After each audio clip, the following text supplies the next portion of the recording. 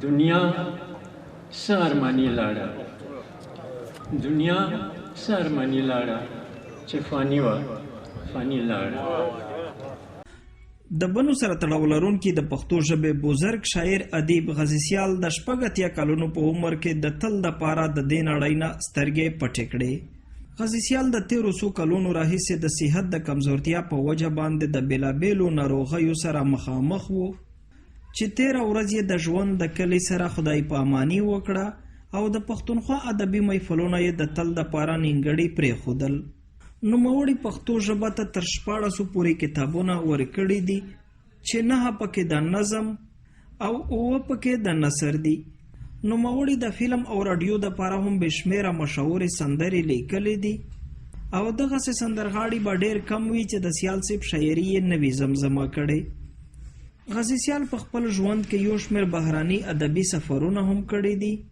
او د ادبي خدماتو په سیلا کې د ګڼ شمېر ایوارډونو نه پرته صدارتي ایوارډ هم ورکړی شوی دی. د پښتنو په مذهب پرسته ټولنه کې سیال هغه خوشنصیب شخصیت و چې په ژوند باندې نه یوازې سیمینارونه او لیکنې ورباندې شوی دي بلکې پروفیسر طارق دانش د هغوی په ژوند او فن باندې یو کتاب هم لیکلی دی. د غازي بابا دا شعر امر ده او د یو حقیقت ته چې څوک پښتو خوړل سیاله څوک لګیا دي چې پښتو خوري. نو غازي بابا پښتو وخوړو د ټول عمر یې وقف کړی ادب ته او د ژبې د خدمت د قوم او د ملک د ثقافت ادب شاعري د دې خدمت یې کړی ده. په دې موقع د پېښور نه راغلي پروفیسر عباسین یوسفزي وویل چې سیال صاحب نه یوازې د بنو پېژندګالو وه بلکې په لر او بر کې د خپلو ادبي خدماتو او مشهورو سندرو په زور بشمیره مینهوال لرل.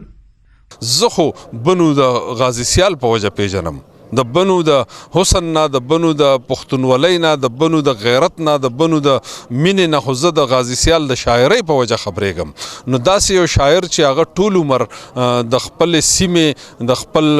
قام، د خپل وطن د سرلوړۍ دپاره د خپلې ژبې خدمت کړی، د خپل قام خدمت یې کړی، داسې خلک نه مري نه فنا کېږي. که نن غازي سیال په مونږ کې نشته خو د غازي سیال سندرې به ټول عمر د پښتنو په ګلدرو کې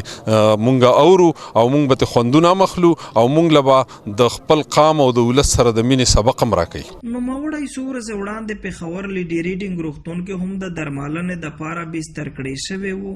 چې روغتیایي حالت یې تر څه حده د تسالۍ وړ و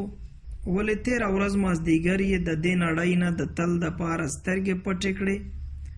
او نن مازدیګر په خپل کلي اخوندان منډان کې خاورو ته وسپارلی شو چې په جنازه کې یې د پښتونخوا د بېلابېلو سیمو نه بشمیره مینهوالو برخه واخیسته. د کیمرامن افتاب خان سره ګوهر وزیر، خیبر نیوز، بنو.